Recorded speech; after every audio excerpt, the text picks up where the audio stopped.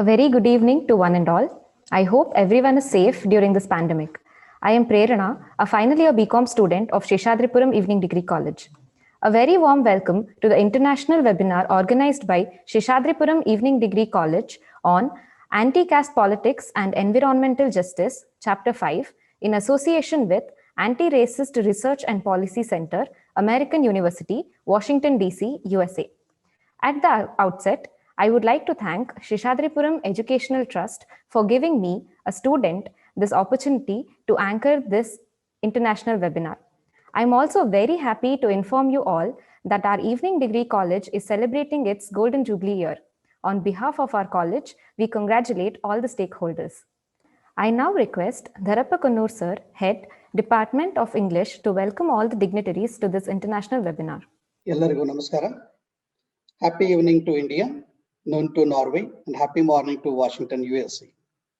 I take this opportunity to welcome you all for this international webinar in association with Anti-Racist Research and Policy Center, American University, Washington, USA.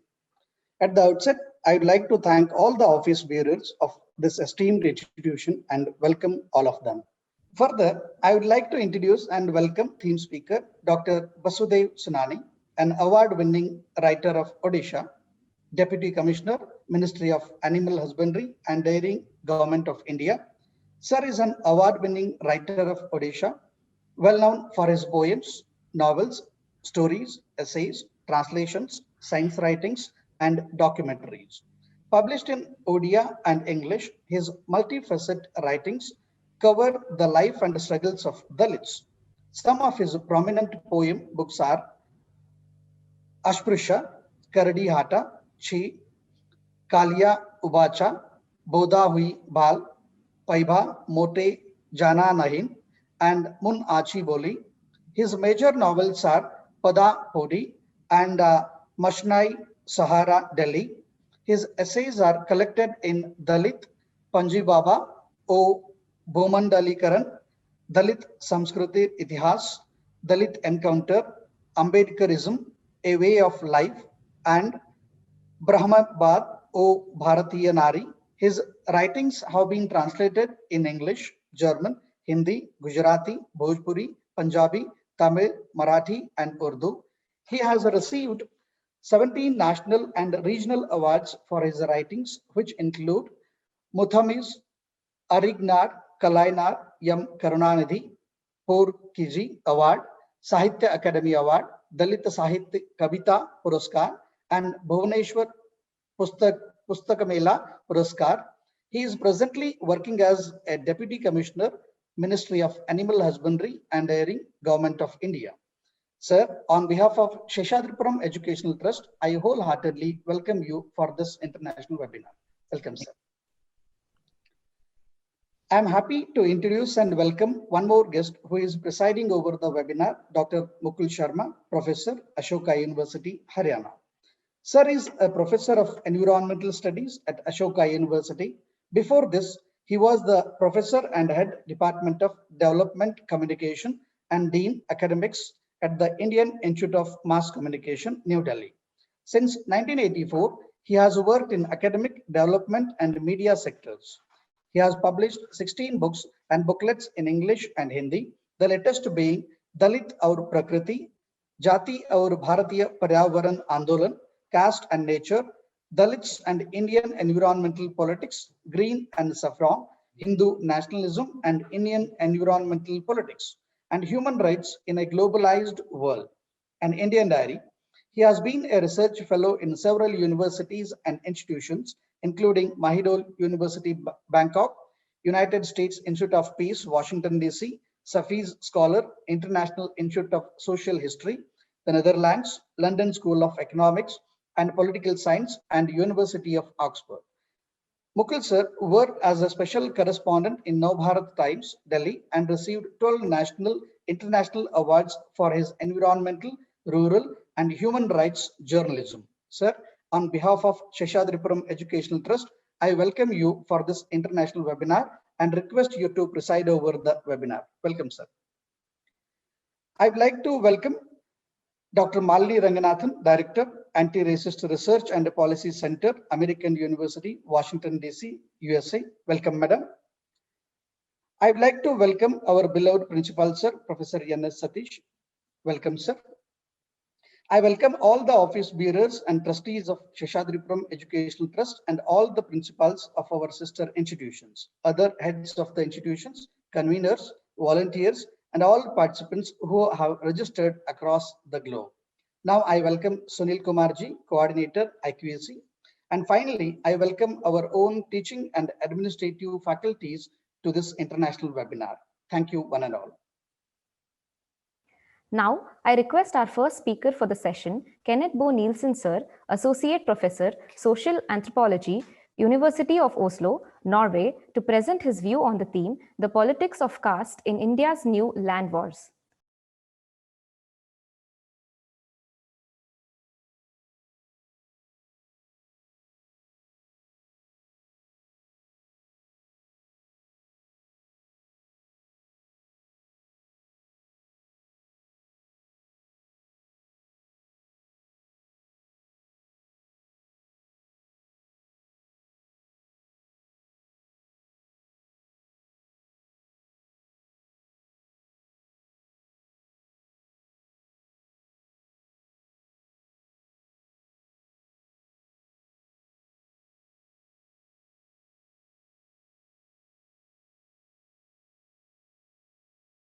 Thank you so much to the both of you for this very kind and generous introduction, and also to Professor Sharma, who was the person who initially contacted me about this this lecture. It's a great honor to be here, and not least to congratulate the SEDC with the golden jubilee.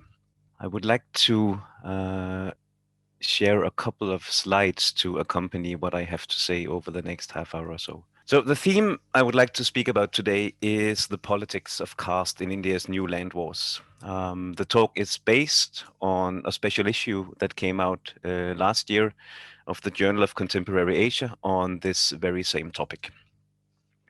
I should say before I proceed to the theme as such that I have never traveled to India with the explicit intention of working on caste politics or indeed on anti-caste politics. Rather, my interest in the politics of caste in India has sprung directly from my own fieldwork experience, particularly in West Bengal, as was mentioned now, but later also in other places where the significance of caste in shaping life trajectories and forms of social exclusion have been too visible to ignore or even to miss. To illustrate what I mean by this, I'd like to take you to a village in West Bengal, where I did fieldwork for my PhD back in 2007 up to 2009. The location is Shingur, a place that I think will be familiar to quite many in the audience today. This was the planned site for a Tata Motors car factory that would have produced the car you see on the left of the slide, namely the Tata Nano car, which I think is by now out of production. The planned factory led to an explosive land conflict that made also international headlines all the way to Norway at the time, and which I then went to study and work on for my PhD. This is the village in Bengal where I did my fieldwork. I call this village Shantipara in my writings. Not all the houses in this particular hamlet were as large and impressive as this one, but quite a few were. More than 90% of the houses in this little hamlet were made from bricks and cement of the kind you see here, nicely painted and decorated. Many had multiple stories, a few had 2, some even 3. 1 or 2 even had air condition already back in 2007. The inhabitants in this village belonged to the so-called Maisho caste, which is a dominant middle caste group with agricultural roots. As you can see from this picture, this caste had been able to transform these agricultural roots and fortunes into a relatively comfortable modern lifestyle. The Maisho were the ones who were directly hit when land dispossession hit these villages. They were the landowners locally, and hence they were the ones who stood to lose the land that would then go to Tata Motors. They were also the caste group that spearheaded the local movement to stop the land dispossession from going ahead.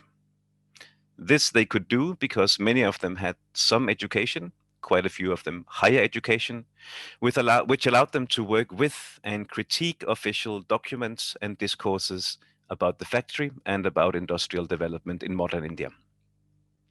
They could also do this because they were the local dominant caste. For this reason, it was often the Maisho who occupied important positions in local political parties and in the local panchayats. They were thus well-connected and very capable political actors. Now, this is Nadipara, located merely 20 minutes on foot across the paddy fields from Shantipara. The difference is stark, as you can see in this photo. The inhabitants in this village are all Dalits, mostly from the Bauri caste, but with some Bhakti families also.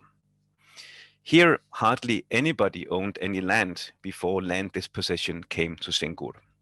As per my survey account at the time, the 74 households in Nadipara owned a mere 4 biga, that is just over 1 acre, all in 2006. These evident inequalities between the two caste groups would often surface in my conversations with the Bauri of Nadipara when I spoke to them about the movement to stop the land acquisition that both Nadipara and Shantipara took part in. The leadership of this movement, Ojoy from Nadipara, told me one evening, they only talk about the land. They talk about getting the land back. But what about our specific concerns? He asked me. We had no land in this village in the first place, and we won't be getting any land if the land is returned. We were landless before the movement, and we will be landless after, he said. We all support the movement, but it's not right that we should march in the rallies and shout slogans like, we will never give up our land to the car factory. In Nadipara, we never had any land to give up in the first place. For us, the issue is work.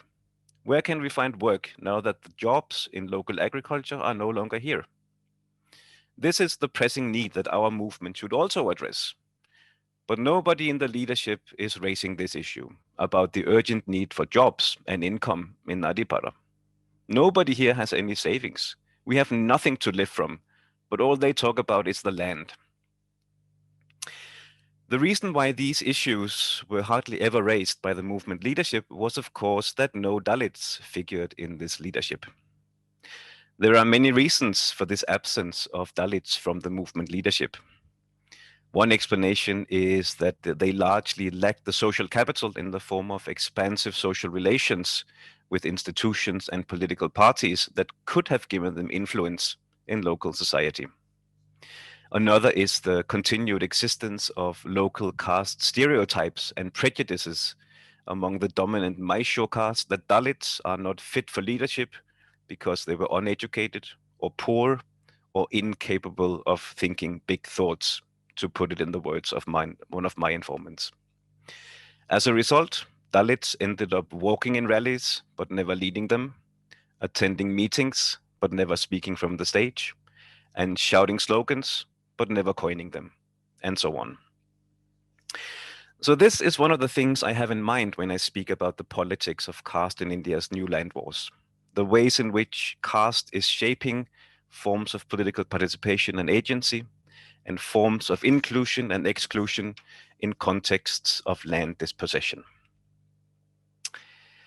So now let me lift the gaze a bit from my 2 hamlets in Bengal to the broader Indian picture and the land wars that go on across India.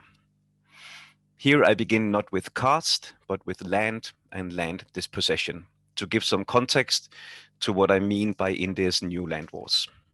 And subsequently, I move on to talk about land and caste more specifically.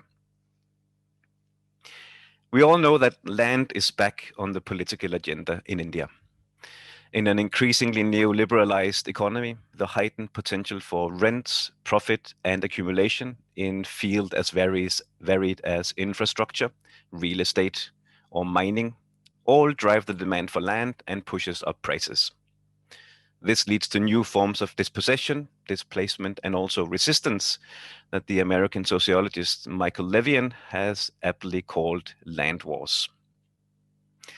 Land wars themselves are, of course, perennial. There's nothing new in struggles over land. What is new today is the way in which people are increasingly dispossessed of land for purposes of private sector accumulation rather than for public purposes or for some idea of the common good, however defined. This is not unique to India either. Indeed, in most parts of the world affected by the so-called global land grab, the control of land and the uses to which it could or should be put has become increasingly politicized. What is striking in the Indian context, at least until recently, is the very limited degree to which analysis of India's new land wars have systematically engaged with long-standing themes in the classical sociology and anthropology of rural India, and the question of caste in particular. As I hope to have shown through the two short opening vignettes, this is extremely unfortunate, as it easily leads us to miss out on the many different ways in which caste continues to mediate land and land transfers in India today. Caste, in other words, still plays an important role in shaping access to and control over land, also in contexts of dispossession. And it is significant in shaping the form and direction of social movement mobilization around land, among many other things. The implications of this from an environmental justice perspective are more than clear enough, I think. From this starting point, I would like to forward two interlinked arguments over the next 25 minutes. The first and most obvious one is that contemporary conflicts over land, caste continues to matter. It doesn't matter in quite the same way as the literature on land, caste, and power produced during the heyday of village studies would have us believe, but it matters nonetheless. Second, I suggest that caste and land are recursively linked categories that are produced and reproduced in continuous interaction under the influence of the larger political economy. In short, while caste has historically shaped control of access to land, recent changes to the political economy of land in India have had a distinct and direct bearing on caste as social relation and practice. So, as already indicated, reforms and growth in the Indian economy over the past decades have made land an increasingly scarce and also an increasingly valuable commodity. It is commonly accepted that India has, since the 1980s, produced a pro-business strategy of growth. The piecemeal process of economic liberalization, which began as half-hearted, you might say, entailed the gradual dismantling of the old Nehruvian strategy of development that had marked the first few decades of post-independence growth. The Nehruvian development model was rooted in the nationalist struggle for independence and aimed, among many other things, to create self-sufficiency and an economy free from external domination. In this arrangement, the state played a decisive role to the extent that Rajni Kothari has claimed that there was a consensus stretching all the way from industrialists to left-of-center politicians and even radicals on the conception of an interventionist and positive role of the state on behalf of the masses. While this might be an exaggeration, it is telling that the large-scale land dispossession and displacement carried out by the Nehruvian state to build dams or industrial townships generated only relatively little popular protests that found little political support among the established parties. The contrast to the ways in which land dispossession makes headlines in India today and has so for more than a decade is, I think, striking. While India's turn towards liberal economic policies has a history going back to the late 1960s, the country's fiscal crisis in 1991 marked an important point of transition. India opted for structural and economic reforms, ostensibly aimed at stabilizing and liberalizing the economy. Post-1991, the state effectively adopted a new pro-business development model. The current virtual consensus among all major Indian political parties about the need for rapid economic growth led by private investments illustrates how business has become increasingly dominant in terms of defining what counts as development. Indeed, development now has become almost a shorthand for a package of vaguely defined terms, including urbanization, industrialization, and infrastructure creation, in which it is taken for granted that the private sector will take the lead. Such dominant understandings of development also came to include the acquisition and allocation of land by governments to profit-making private companies. In the domain of land, therefore, the broad thrust has undoubtedly been towards increasing commodification and the transfer of land towards non-agricultural activities. The result has been, by and large, that the role of land as a dynamic source of agrarian accumulation has declined, even if it has done so unevenly. Instead, the speculative value of land has increased. The result has been that whether through market transactions or through forced dispossession, the transfer of land has taken place on a considerable scale for very varied purposes, including mining, industries, special economic zones, airports, and so on. In this spate of more or less coercive land transfers, we have seen several new both urban and rural land wars, as people threatened with dispossession or displacement have mobilized to retain their land or to be awarded greater compensation. To once again use terms borrowed from Michael Levin, this shift from an old Nehruvian regime of dispossession, in which the state would dispossess people of their land for productive purposes, either for building irrigation systems or steel towns for industries, to a regime in which dispossession now mainly takes place in order to put land on the market, has proven much more volatile and subject to contestation. So much so that a few years ago, billions of dollars worth of investments were stalled because of so-called land acquisition problems. Now, if my claim that caste should play an important role in any discussion of land dispossession in India today, why has it up to recently been largely overlooked? Let me turn to this question by briefly revisiting some recent academic works on studying caste. Caste, we know, has since long held the status of a foundational category in the anthropology and sociology of India. As such, it has historically constituted perhaps the most widely used lens through which scholars have viewed and sought to make sense of social life in India. In short, in my own home discipline of anthropology, caste used to be India, and indeed vice versa, you might say, since an India dominated by caste hierarchy would fulfill the need for a single and powerful organizing image, which enables people in the West to think about a particular non-Western society, as Searle Chatterjee and Sharma put it nearly 3 decades ago. We can contrast the relative silence on the caste question in the current context of land dispossession with how the nexus between land and caste was extensively discussed in the influential anthropology and sociology of village India in the 1950s. Here, the nexus between land, caste, and power was a recurring theme and would remain so for many years. Many studies at the time brought to light how land was an important locus for the formation of multiple relations of inequality, domination, and subordination, both material but also political and symbolic. In doing so, these studies effectively exploded the Orientalist and perhaps also the Gandhian idea of India's villages as small harmonious republics. A number of studies on the so-called Yajmani system, that is the philosophically and religiously sanctioned system of interrelatedness between caste groups established through complex forms of exchange, would point out how the structure of patronage and dependency quite evidently lent themselves to the exploitation of the lower caste, and that the basis of this exploitation was in fact land ownership.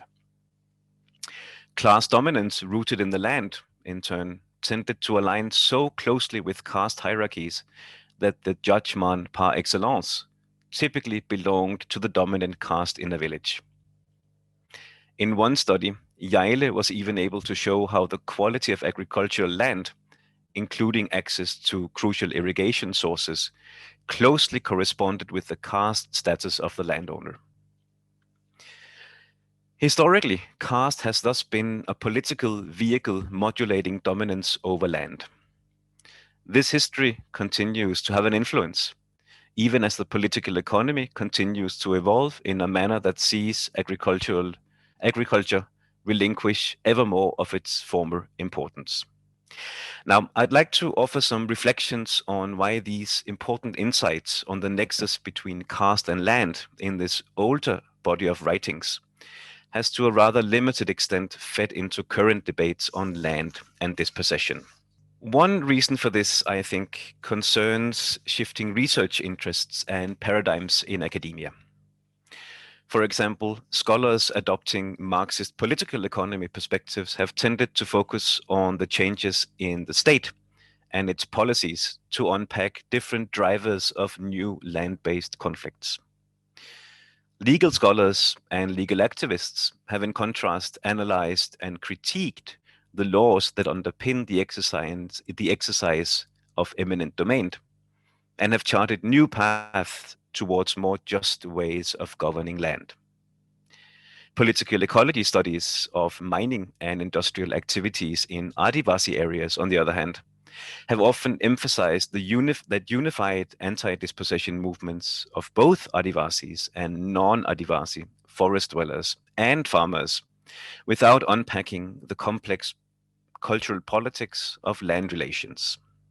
A second set of reasons for this relative neglect of discussions of caste in the context of India's new land wars is related to the intensity and violence that routinely accompany the most atrocious kinds of land transfers in India today, namely those carried out through state violence.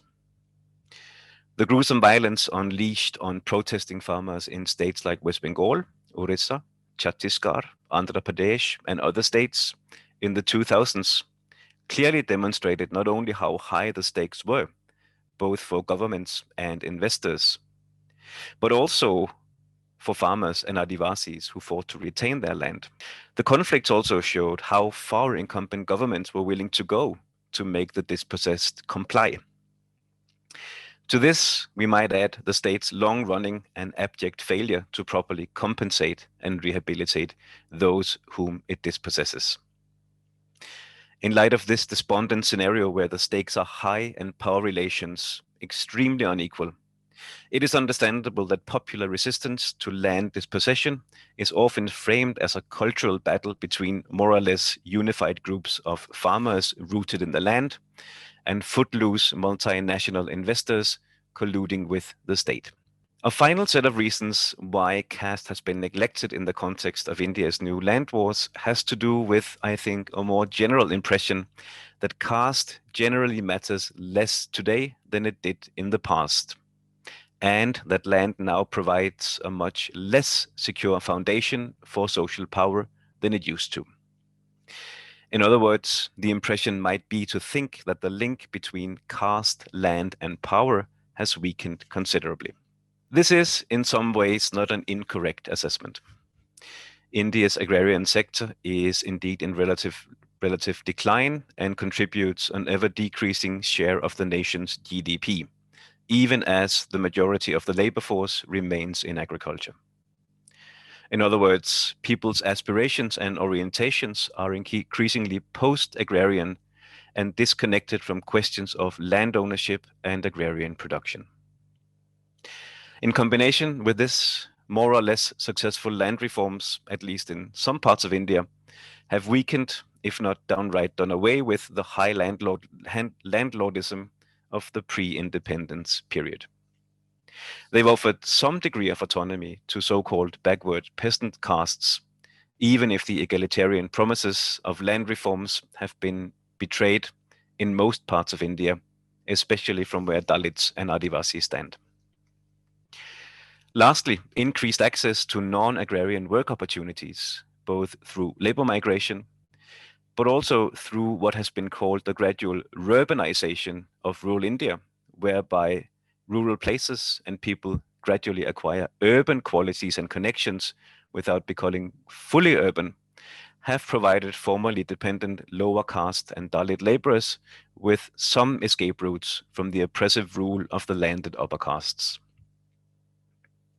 Yet while caste dominance and its rootedness in land have thus undoubtedly weakened, it is important to stress that it had also been revived in ways that defy easy generalization. Caste power may be reproduced in new ways and in shifting socio-political context, as a function of what my colleague Sharbani Bandyopadhyay, in her contribution to our book on the politics of caste in West Bengal, has conceptualized as historically accumulated caste capital. Caste capital as a concept, she argues, more accurately captures the workings of what is otherwise known as cultural or social capital in a caste society. Sometimes caste capital might very directly show itself explicitly in highly unequal landholdings also today. At other times, caste capital with old roots and landed origins is made remarkably malleable to suit new orders and opportunity structures. Historically constituted caste-based inequalities thus generate an endowment effect that allows certain privileged castes to reproduce dominance by virtue of the socio-material foundations they have built up over time. Such endowments are not just material, but also eminently social. They may consist of extended social networks and social and cultural capital more generally. But importantly, when it is recast as private connections and disguised as different forms of social or cultural capital, historically derived caste advantage is not easily perceived as what it actually is, namely caste capital. This is so because its roots have been erased so as to make forms of power and influence that are in fact the product of historical caste advantage appear as the result of individual skill and merit. We see this not only in the ability of the often upper caste urban middle class to cast themselves as the general category, unmarked by caste, thus making everybody else the carriers of caste politics, if you like, but also in the ability of prosperous and upwardly mobile peasant castes, such as the Maisho I studied, or the Jats, the Kammas, and the Gaundas, to move first from peasants to landlord capitalists, and later into provincial propertied classes by diversifying out of agriculture and into trade, business, and politics. In other words, far from rendering caste power irrelevant, the cultivation of new non-agrarian spaces of accumulation has rather enabled the accrual of new forms of economic, social, and political capital. Interest in land and its local uses has thus become embedded in wider webs of power and multiple forms of capital that extend well beyond agrarian relations. Here, caste identities and social relations continue to play definitive roles in generating inclusion, exclusion, and adverse incorporation, cross-cutting other crucial categories, of course, such as gender and language. This may be most acutely felt among the landless, among the poor, and among Dalits, where the link between land, caste, and power often remains obvious, as I indicated in my own short opening vignette. As one of the leaders of the Dalit movement that recently emerged with force in Gujarat in the wake of the atrocities in Una in 2016, tellingly remarked in one interview, "In India, land determines the caste system." Now, let me conclude by briefly illustrating how I think that attentiveness to caste can enhance our understanding of the politics of caste in India's new land wars and the politics of land in general at different but interrelated levels. And in doing so, I draw on some of the other contributions to the special issue on this theme to show the diversity of possible insights that we may arrive at via this route. Through my own opening vignettes, I hope to have shown how local caste and class relations can be important in defining access to positions of movement leadership in the context of anti-dispossession politics. Caste indeed may disconnect specific Dalit interests from such movements' larger political agenda. And it may give rise to certain forms of internal policing of caste boundaries within such movements, as I've written about elsewhere. More broadly, my own material also shows how people's ability to cultivate and connect to the new political spaces that are opened up by anti-dispossession politics correlates remarkably strongly with historically produced caste and class inequalities that can thus actually be reinforced through the process of mobilizing around land. Based on a study of the anti-special economic zones movement in Haryana, Lorraine Kennedy in the same collection arrives at very similar conclusions. She shows how the main anti-SEZ movements in Haryana were led by dominant landowning castes who did not incorporate the concerns of landless laborers and tenant farmers who faced equally or even more dire consequences from the local land acquisition policy. Moreover, the mobilization in Haryana relied on traditional institutions such as Kap Panchayats and farmer unions strongly associated with the Jats. It did not adopt a more broad-based approach. Entrenched caste animosity and pre-existing conflicts of interests between landed Jats and Dalits, who have traditionally worked as laborers, further explain the very limited scope of the mobilization around SEZs among villagers in Haryana. Kennedy's analysis just also underscores how hierarchical caste relations shape social movements, define the claims they make, and ultimately impact their effectiveness. Research by Agarwal and Levian on 2 cases of special economic zones in 2 Indian states allows them to systematically compare the outcomes of land dispossession for Dalits compared to upper castes. Agarwal and Levian have convincingly shown in both their cases the intimate interaction between exclusionary forms of growth and caste-based agrarian inequalities that actually expand socioeconomic inequalities between the upper and lower castes and leave most dispossessed Dalits worse off in absolute terms. While they show important qualitative differences across generally bad outcomes for Dalits, they also argue convincingly that exclusionary growth that drives dispossession in India today is generally unpromising for Dalits. Lastly, Sanam Rohi's work in Andhra Pradesh before it was bifurcated shows how the uncertainty that preceded bifurcation and the announcement of a new capital city created possibilities for land speculation and for the acceleration of the commodification of real estate in different parts of undivided Andhra.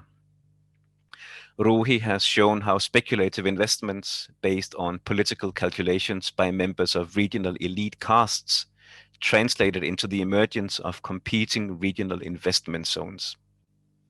Caste politics and regional processes of land speculation thus intertwined to produce land transfers that benefited the dominant castes without any violent struggle between different groups. Perhaps unsurprisingly, it was dominant caste groups such as the Kammas and the Reddys who were the winners in this speculative gamble on land. So, to summarize briefly, in foregrounding caste in the study of India's new land wars, I think we are able to shed a critical perspective on the extent to which internal democracy is at work in anti-dispossession movements. And we can direct a lens on the ways in which rural groups analyze collectively and the forms of caste-based inclusion and exclusion that may play out there. Importantly, we can shed a light, as Agarwal and Levian do, on the exclusionary nature of the dispossession-driven model of development that sees land transferred out of the hands of small and marginal farmers.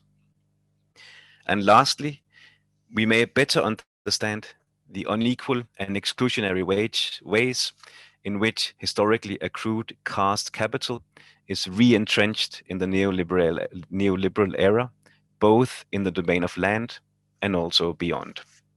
And with that, I thank you so much for your attention.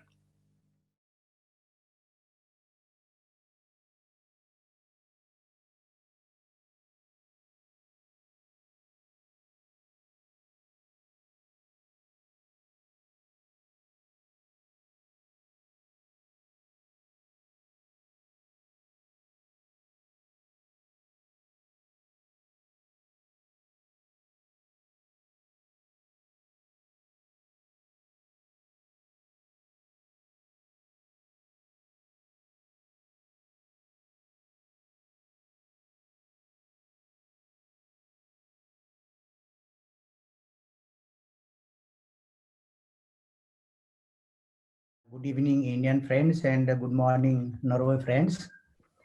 Was earlier told as Kalahandi, the symbol of poverty in India. This land was symbol of poverty, and now this Kalahandi district has been divided into two parts, two districts. One is Kalahandi and one is Nuapada, and now I am in Nuapada district, the most remote district. And this district, particularly this soil, has strengthened me, and it has given me a potential or strength to sit before you and speak a few words. And this is that land, the remote land, the land which has seen the abject poverty. Actually, whatever we say thinking, it is not usually generated in the mind itself. It is only interpreted.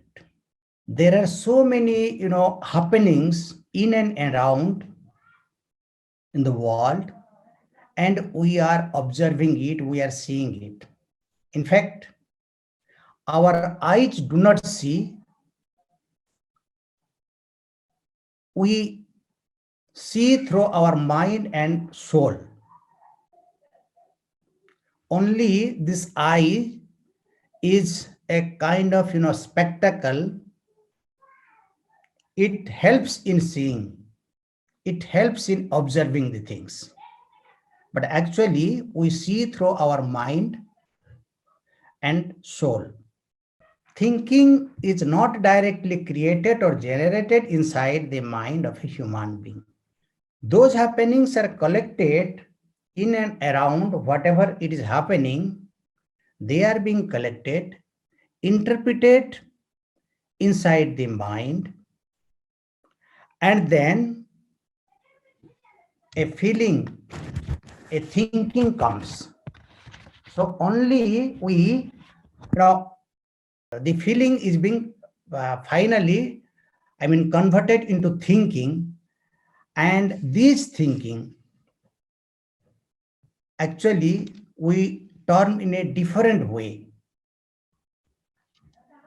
Broadly, we can say it is a perception about a particular thing, what is happening in and around of the environment. Therefore, human being is great among all creatures of the entire animal kingdom because it can collect information in the form of feeling and interpret inside the brain and visualize, establish, and create the thinking. That is the unique character of the human being, which is not seen in other animals of the earth. Only it can laugh and it can interpret with a logic. That is why the social animal, which is called as human being in the earth, they are called as the supreme. But now this is supreme after the pandemic of this coronavirus, the supremacy has a little bit come down. But earlier it was thinking that human being is the supreme because of its thinking and other thing.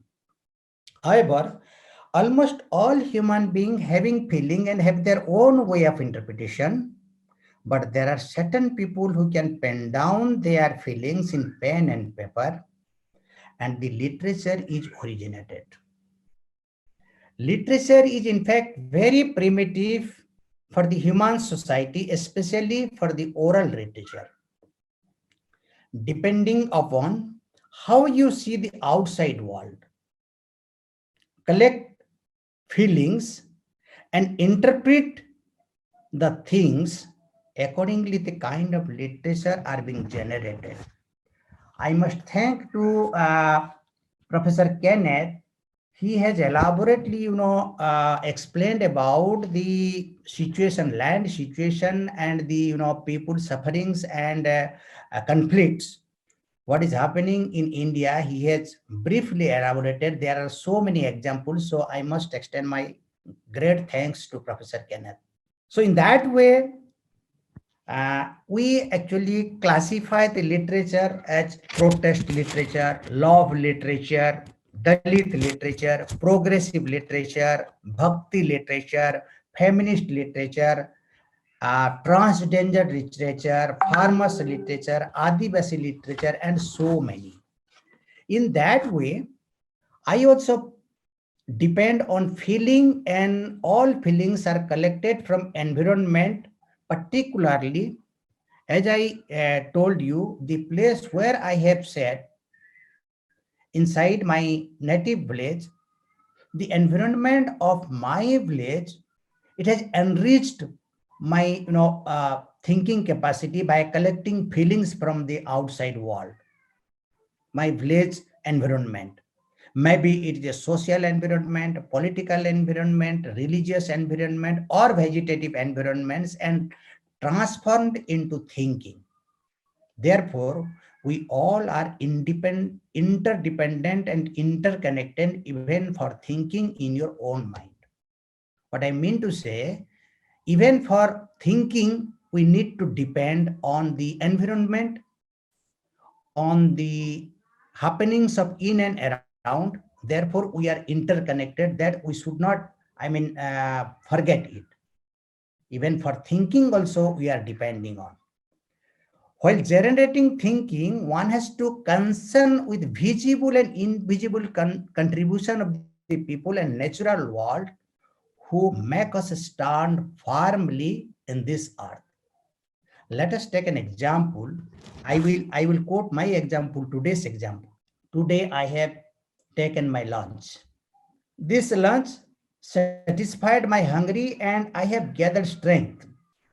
There are a lot of people behind this lunch who have supported to prepare rice, the cook, to produce rice, the warehouse, to cultivate paddy, the farmer, the people who were involved for making agricultural implements, and especially the soil where it was grown, the water for irrigation, the forest from where the air came and helped to grow the paddy.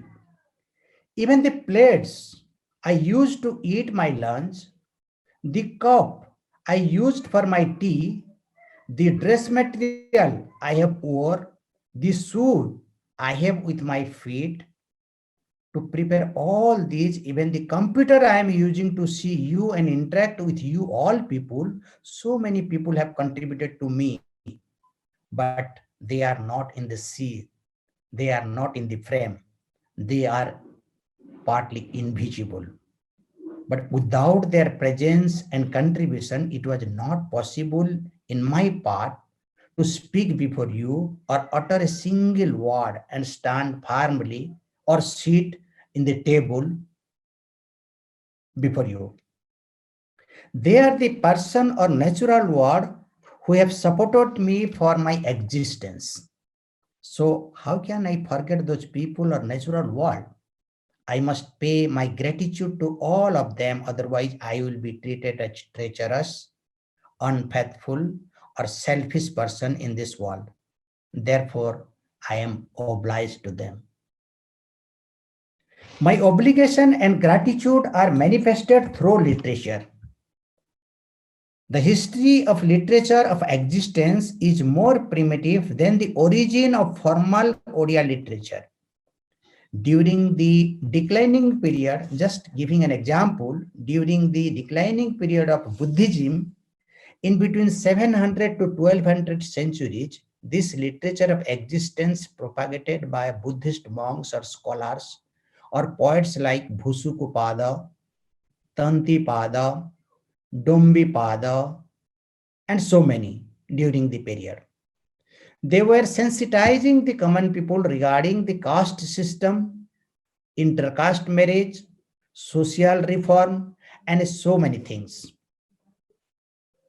Subsequently, the Adi Kavi Sarala Das, who was Sudra by Varna, a poet of 15th century, has written the greatest epic Mahabharata in local language with local image, diction, keeping the original theme of Mahabharata same.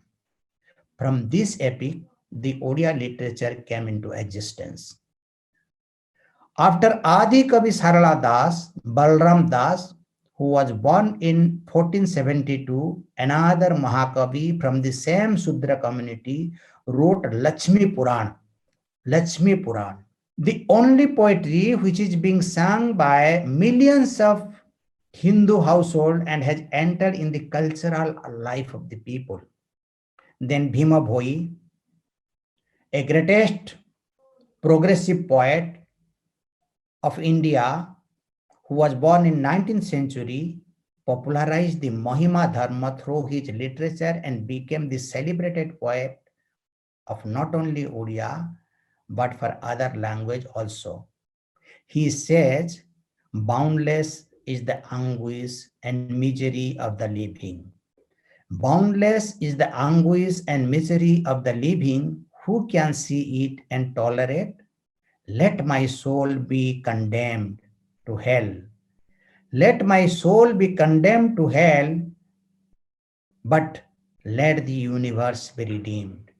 My intention is not to speak about the history of Odia literature, but the above example of poets have collected the information, collected the feelings from both animals and plant kingdom and created literature.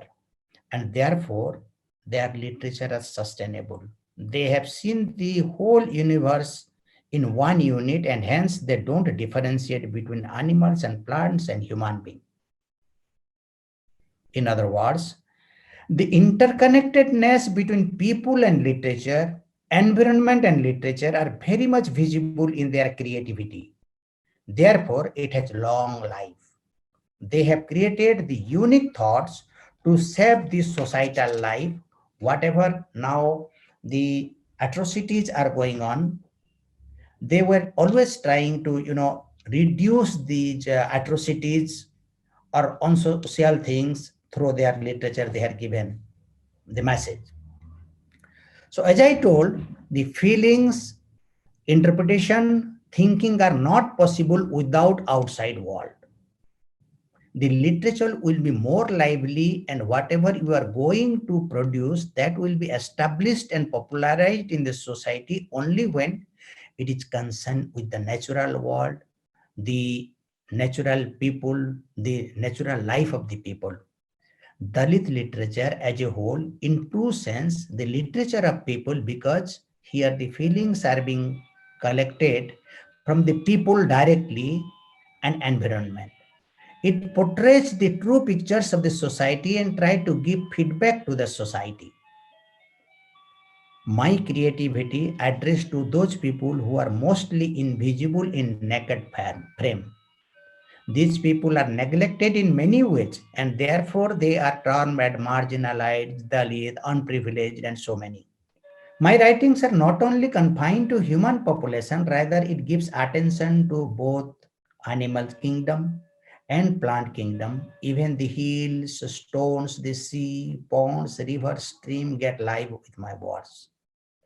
How can the human life be imagined without the existence of tree or vegetation and animal kingdom? We all are interdependent and therefore interconnected. There should be mutuality of the life because we are existing in a symbiotic relation. Over a period of time, it has been seen that the so-called social animals in this earth, with logic and love, with is dominating his counterparts like plant and animal kingdom. Not only dominating animal, this human being is dominating over plant kingdom and animal kingdom. Rather, it is also divided in many fractions, and there is a division between upper caste people are dominating to lower caste, the rich people are dominating to poor people, the male are dominating to female group. So always this hegemony is there, and hence imbalance in the ecology as well as in the society is being observed, which is not a good sign for the human habitation. In protest or otherwise, to make the exploiting group aware, literature is taking active role, and I am also not away from those active group. About the relationship, and in this world, relationship plays a vital role for the existence. I always try to create literature of existence and not exactly the protest. It is all about the interpretation and perception, how you look to the incidents or situation, or literature produced from those situations. In our community, particularly from which I belong, animals, plants have got their special importance. You can say in the marriage ceremony, or while constructing the houses, while worshipping the deities in the household or in the village, preparation of musical instruments, and also preparation of weaving instruments, the plant and animal play a great role. All these environmental issues have been associated with life of marginalized and Dalit people, which are frequently and adequately find place in the literature. Why should a creative person imagine more and more to unnatural and unrealistic world which has absolutely no life at all, when the natural feeding of the brain is abundant in front of him or her? I will give an example. In 2012, in January, today is January 19th, in 2012, January 21st, in Balangir district, a Dalit Barsi was burned by the upper caste people, and 38 households totally ruined, basing on the historical event, the social event issues, the anthropological issues, political issues. Basing on all those issues, I have written my novel that is called Poda Podi. Poda means a hamlet, Podi means burning, burning of a hamlet. So whenever the live examples are in front of you, why should you imagine this God and these supernatural powers and other things to create your literature? That will be totally irrelevant. Therefore, most often you can see the barking of jackal. I have seen the barking. I have heard the barking of jackal in the dark night. I have seen the dews in the grasses in the early morning. I have heard the sounds of frogs in the early monsoon of my village. I usually see the firefly in the dark night covering the tree leaves, and so many. Even I have given the title of the book called Mahula Bana, the Mahua forest, Karodi Hata, the market of tender bamboo, banyan tree, bear, people, moringa, char, palasa, etc. are more frequently seen in my poems. As I understand, these are not simply trees or forest or hill or a river, but part of the life of the human being. How can a human being will survive without mutuality with trees and forest, without keeping relation with forest, and without depending on river, sea? It's all about perception of a creative person, how he is collecting feeling from the environment and interpreting inside his or her mind and producing or reproducing the ideas or thoughts. If all the thoughts are somehow related to human being or centered to human being, then it automatically connects to natural world and the literature becomes a sustainable. Otherwise, it may live for some time, but gradually it will be irrelevant and vanish. Particularly, what I have observed personally, Dalit literature is totally focusing on the human problem, the reality, and therefore it has got a long life. We must understand the others, we must understand our counterpart and make relationship so that one health concept, human health, animal health, and environment health will survive and visible. Thank you so much. Just before concluding, I must read one of my poem that is been translated into, I had written in Odia, but it was translated into English. My dream house. This is one of the poem which has found place in Mahula Bono, the Mahua forest. The title of the book is Mahua forest. I think I will build a house. Borrowing the plan from the weaver bird, I will engage the spider. Even if I have to pay a little more to be the mason, and for the plot on which to build, I am sure someone will provide me 5 feet 5 inches. My height. And for the plot on which to build, I am sure someone will provide me 5 feet 5 inches in the heart. When the house is ready, I will stop in the courtyard, the tweets of sparrows, the clicks of geckos, and in the kitchen, I will store the squeak of rats. And what will be the subject of the painting I will hang on the wall? Not of a boat in the sea, nor of tigers in the forest, nor even of Krishna on the Mahabharata battlefield. No, for such images adorn every houses. I will instead hang a painting of Podamaji boarding a bus on his way to the brick kiln, carrying his tin box on his head and holding aluminum pots and pans. I will hang his painting with a nameplate on the wall facing my bed. Listening to the wonderful choral sound of tweet, click, and squeak, and focusing on the painting, I will be lured to sleep. For centuries, I will sleep. And when archaeologists unearthed this house, after many, many years, they won't find the sparrows tweet, the geckos click, the rats squeak.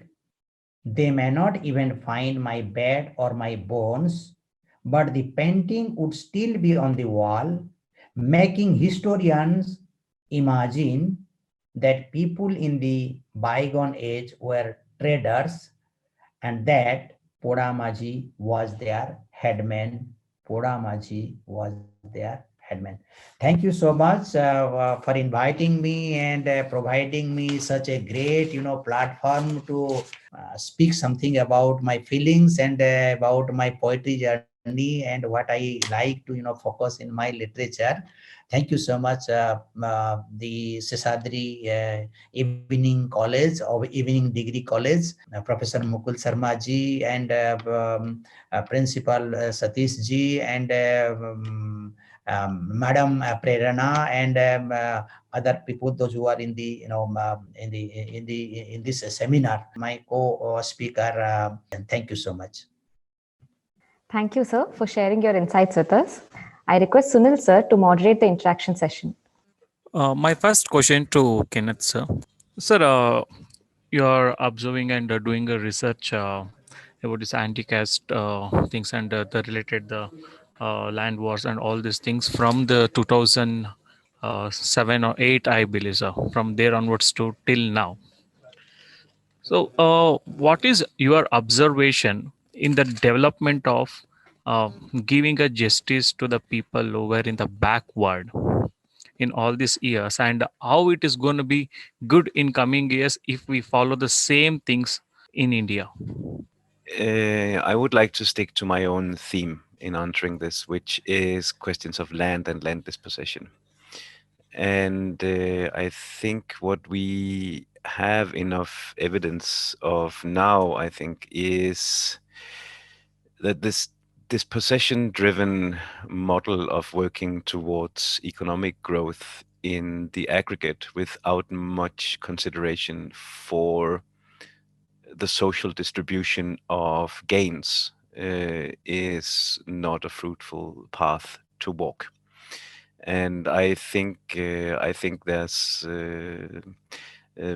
we have little reason to expect that path should certainly work. There's very little in the recent historical record that gives us optimism in this regard. And without wanting to comment on the ongoing farmers' protest in India, I think it's fair to say that the specter of land dispossession that has risen over the past 15, 20 years in particular.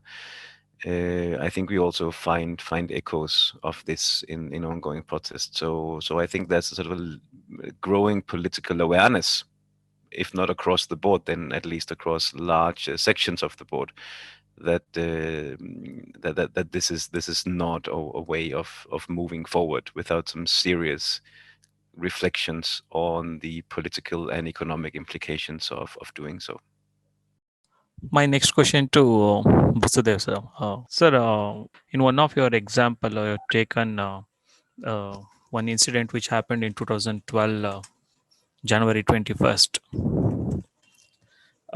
Sir, as a writer, from the point of view of all this anti-caste and all the other political issues and environmentalism, uh, what we believe as an audience, or what we believe as a common people in the society, that if anything bad happens to the people, it is a bad, irrespective of the caste, or irrespective of the religion or the background from where they are.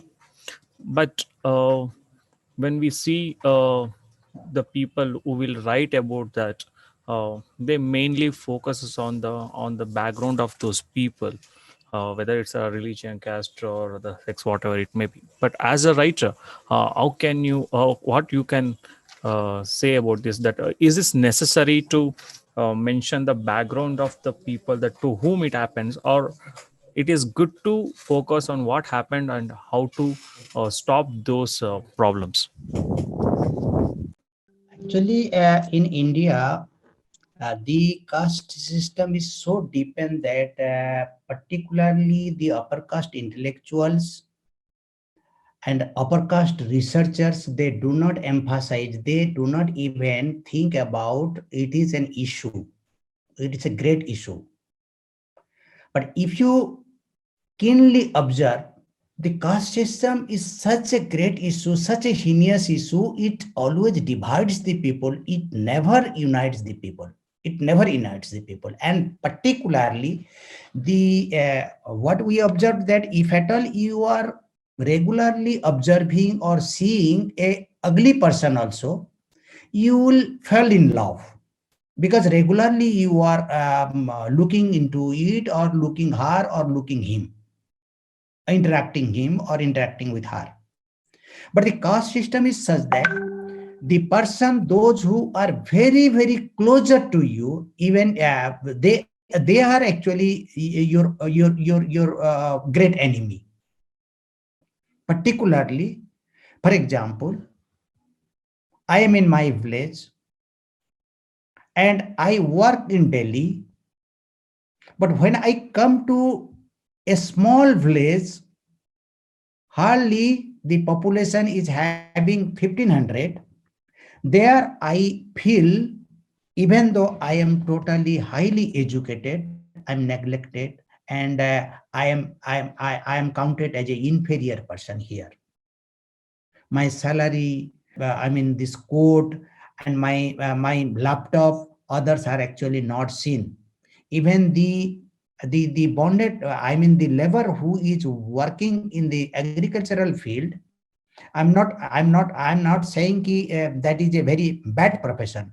In position economically, in order to describe the economic position, though I am a highly paid, government servant, a senior officer, still I am humiliated here in my village. The person who has seen me from my birth, but it is not happening in Delhi because nobody knows me. What I mean to say, the caste is such a factor. The person who is more closer to you, he or she will have more. And if you are not known personally, not known to him or her, there will be something. She or he will. Not had to that extent. So here in that village, totally, though this scheduled caste people, they are counted as a Hindu. And after burning the entire 38 household, I had visited thrice, and I saw that in everybody's house, in every household, there were so many putalas and the photos and this Ganesh, Parvati, everything. That means they belong to the same religion, but unfortunately they are of different caste or lower, so-called lower caste. And because of that, what I actually surveyed or what I collected information, that is the only region for which their family and the village, the Pora was burned. There are so many issues. Particularly the novel is going to Professor Rajkumar, who is teaching in Delhi University and who is now the head of the department in English, Delhi University. He is translating the book. Once it will come, you will see, you will able to get chance to read the book, and you'll see that how the factors I have actually collected the information from the political people, from the the caste people, upper caste people, and all the situations, not only one generation, other generations also. Earlier, actually, though the people of those village, the Dalit people, they were very, very, very, very poor. And whenever subsequently they became a little bit, at par with the other people, it was not digested by, their fellow brothers. And subsequently, there was an incident with Dasara Puja, Durga Puja, Durga Puja in Durga Puja, and from that 1 year back, it was started, and finally it was ended with the burning of the village. So certainly, the caste is a great issue, which actually we do not see perfectly in different angle. And whenever and deliberately, as I told you, I'm not accusing others, but what I have observed, the so-called big researchers, great scholars, intentionally they avoid it to discuss about these issues, to come to a conclusion. And there are so many hierarchies, and only because of that, the thing is that what Ambedkar has also told, that annihilation of caste, uprooting of caste is the only, the solution. But in India, how far it is possible, looking to the now how the as consolidation of the caste is going on in different part of India, in each and every corner of India. I don't know what will happen, but it is a true incidence, and there are so many things we have been observing politically, socially, really, and in a religious spheres also. So thing is that If at all it is a problem, there is a solution. And if it is not a problem, there is no solution. As in the management, they say, if you are not a part of the solution, then you are the problem. So here, exactly the same, statement is applicable. There are certain people, those who are not becoming the part of the process of the solution. Therefore, it is becoming complex, and it is not taking a good route to solve the problems, the deep rooted problem. Thank you, sir. Thank you so much for answers. Now, I request Dr. Mukul Sharma, sir, professor at Ashoka University, Haryana, to render his presidential address.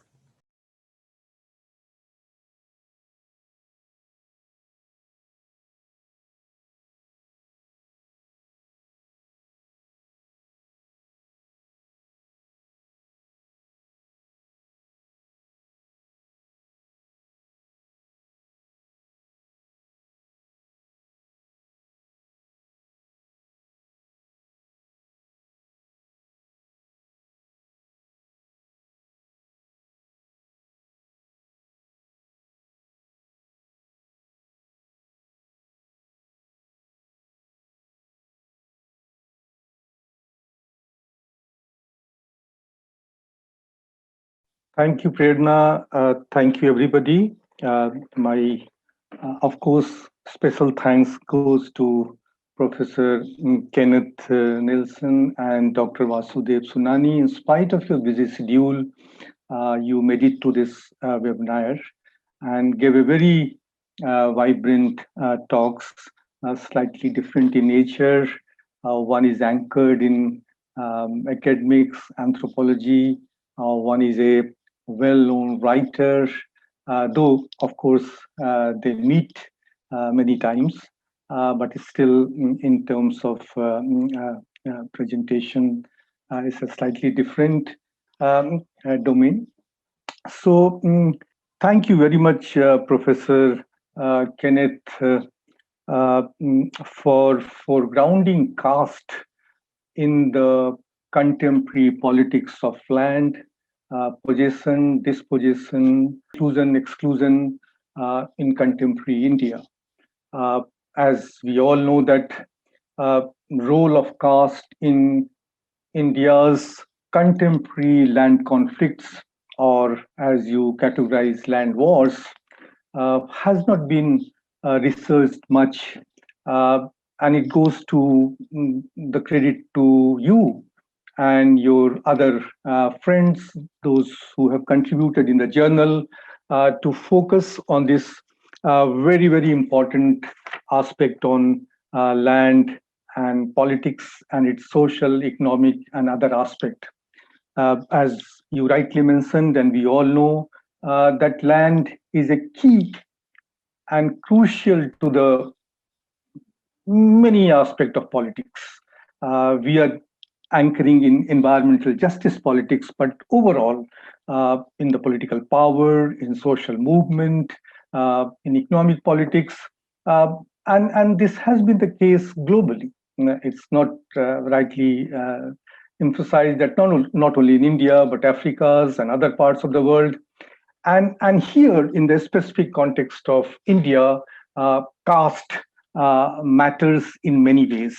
The access, ownership, land struggle, conflict in brutal violence and killings.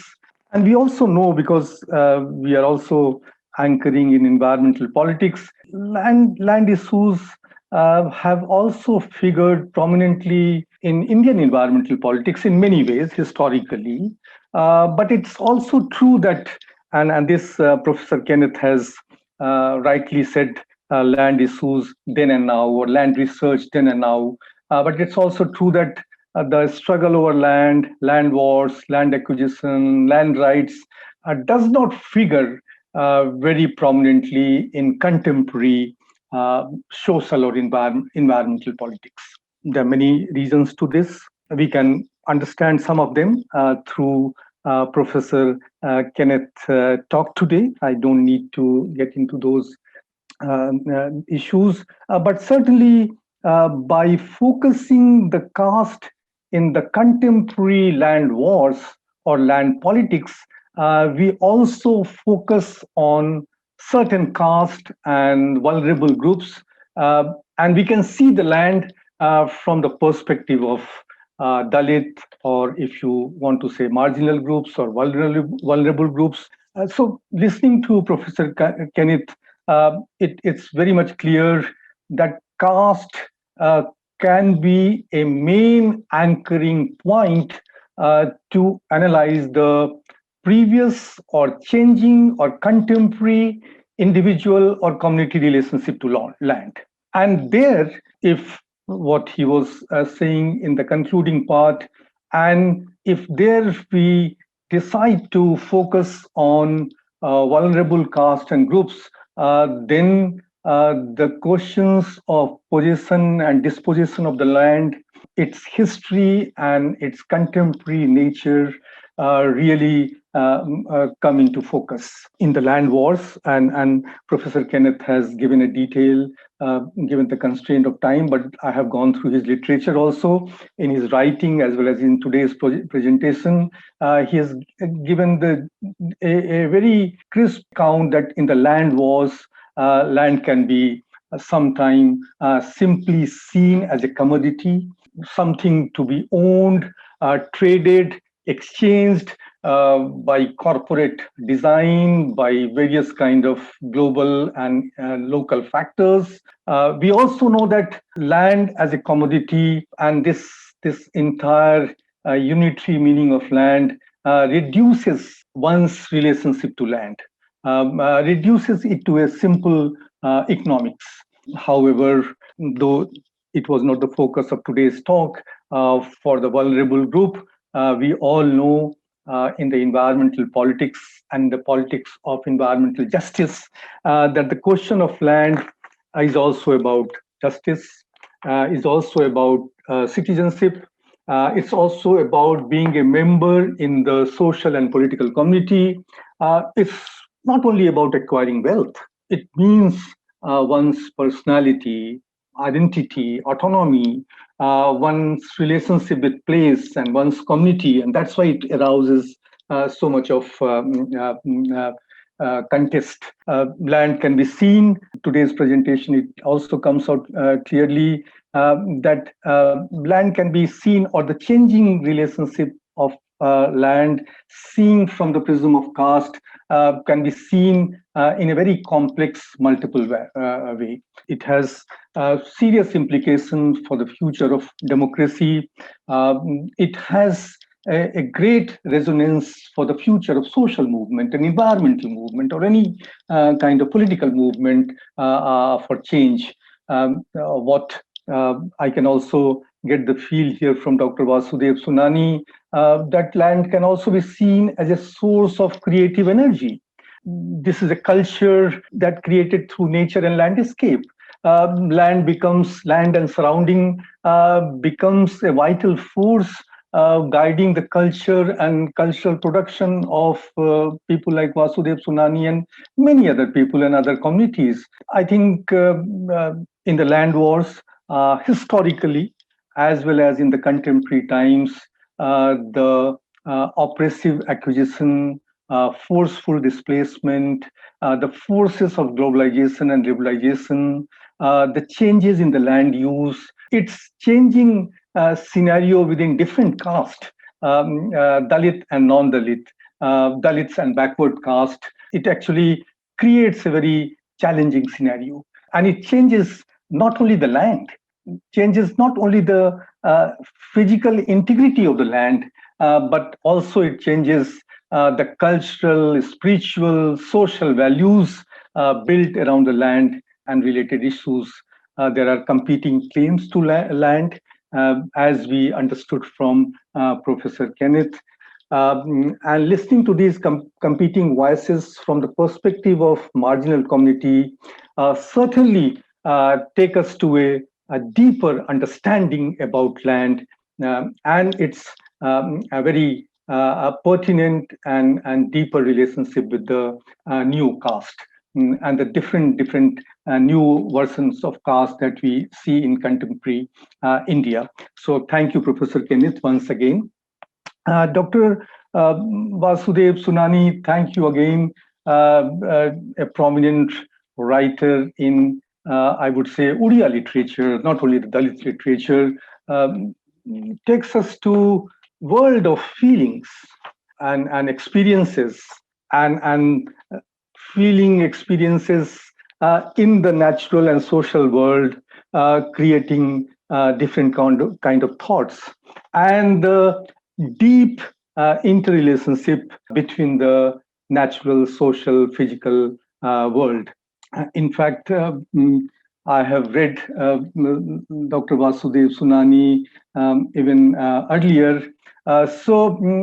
People like Vasudev Sunani, his kind of writing, in fact, have expanded the horizon of our environmental or social literature, where we can see the intersection between ecology, society, and culture in many multi-facet way. Listening or reading to Dr. Vasudev Sunani, again and again, this question comes to me that why there is so little recognition of the ecological underpinning in the writing of Dalits or in the writing of marginal people by the wider canon of environmental literature today. When we talk about environmental literature, nature writing in contemporary India, or even in Indias of 70s and 80s, we hardly find the mention of people from marginal caste or people like Dr. But if you listen to Dr. Basudev today, and even earlier, if you read him, their sensibility, their feeling, their take on environmental literature, life and nature, the mutuality that he emphasized, really widen the scope and perspective of environmental literature, and provide a multiple perspective, sometimes a distinct perspective from the margin. Here, the margin could be Noapada or other regions from where he created Parapuri or Mahuavan, from where his dream house comes into existence. And here, again, I connect this issue to the environmental justice. The challenge for the environmental justice initiative or discourse is that how do we challenge the homogeneity of the mainstream environmental feelings and experiences, where some experiences, some feeling get excluded, and this exclusion leads to the inequality of recognition, and how gathering of particular feelings like this can be organized towards drawing out a political agenda for the environmental justice movement in India. Certainly, Dr. As he explained in detail, Dr. Vasudev's feelings are constructed by his situation, by his environment, his locality, his views, his plants, his animals, and the way he has assimilated or internalized all those feelings and experiences.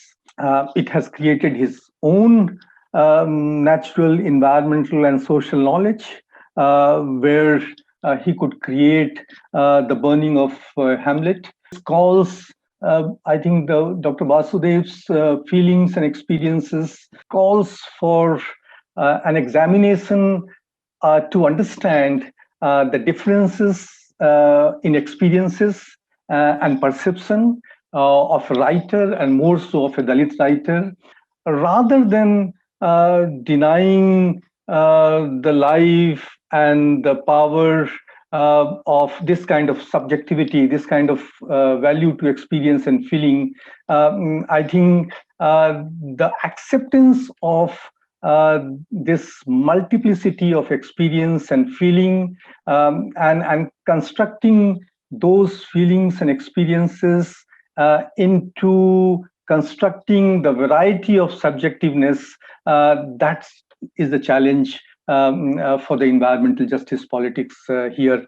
Thank you, Dr. Basudev, Sunani, once again. This was not intended to summarize Professor Kenneth and Dr. Basudev in a neat manner. I just wanted to reflect upon, and it was very enriching. I hope you both also liked the interaction with us. Thanks again. It is my proud privilege to propose vote of thanks on behalf of Seshadripuram Evening Degree College on this occasion. At the outset, I thank Anti-Racist Research and Policy Center, American University, Washington, D.C., USA, for cooperation to conduct this international webinar. I would like to express our sincere thanks to Professor Kenneth Nielsen, sir, for giving an excellent coverage on the theme. Thank you, sir, for your valuable words. You are the person who has given a real shape to this webinar. I would like to express our sincere gratitude to one more theme speaker, Dr. Basudev Sunani, sir. Thank you very much, sir, for making this international webinar a grand success. I am humbled and grateful to you, sir. I express our wholehearted thanks to Dr. Mukul Sharma, sir. We are grateful to your support for all our programs. Thank you, sir, for your presidential remarks. My special thanks to our beloved principal, Professor N.S. Satish, sir, who is the strength of our Seshadripuram Evening Degree College. I would like to thank all the office bearers of Anti-Racist Research and Policy Center, American University, Washington, D.C., USA. I'd like to thank Darappa Kunnur, Head Department of English, and Sunil Kumar G, Coordinator, IQAC, who has helped us to materialize this international webinar. I express our gratitude to all the principals, conveners, and the members of our sister institutions and other colleges, academicians, research scholars, students, and delegates across the globe for participating in this webinar. We will ever remain grateful to our teaching and administrative staff for their support. Thank you, one and all.